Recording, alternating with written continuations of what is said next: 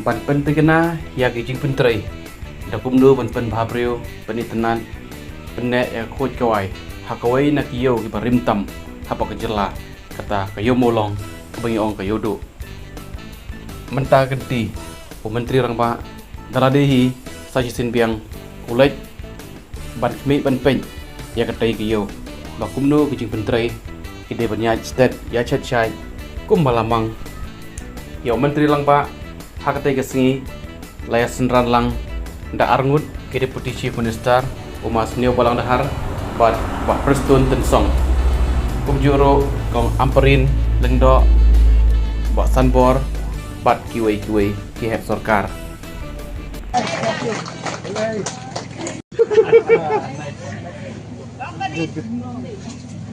Nice, so nice stuff.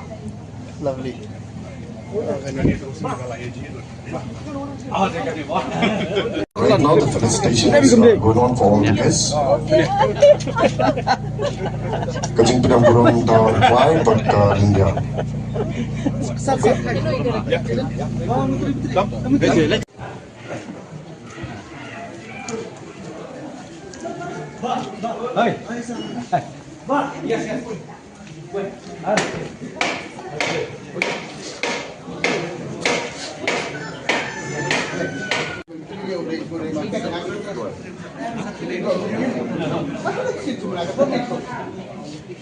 By Northeastern Council and organized by the Department of Foreign Affairs, Government of Meghalaya, in collaboration with Jngoh Ministry. Phase 3 is kita prepare tentang phase 1, phase 2 ada sanction.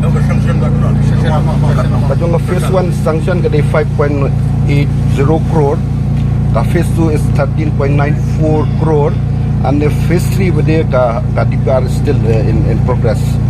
Roughly about 20 plus, 25 crores. Total about more than 50 crores. Almost 50. Touching 50 crores. Touching 50 crores. This payment ini seorang stone jingpyntrei kelan nangya.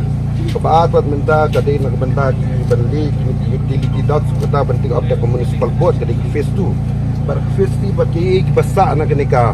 Phase 1 dan phase 2 phase 3. Kabah pengilai phase 3 kalau ini next stall berkait nilai improvement nilai fasad improvement.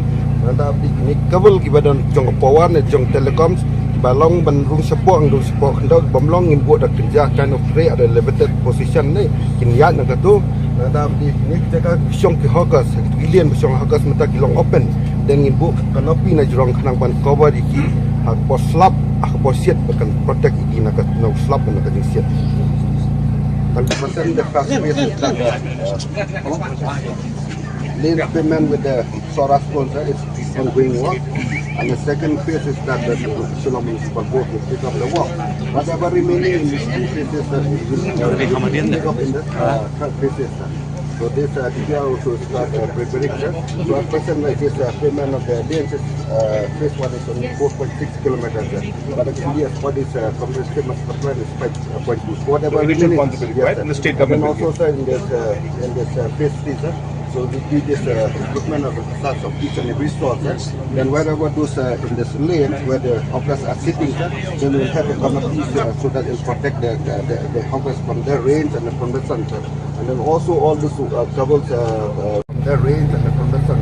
And then also all those covers power and then telecom covers wherever possible will go in the traffic inside. It's not possible, then we'll keep a kind of the tray at the elevated position. Then we'll keep it that way, which looks like a channel. My little request, if you could just to the press. The press is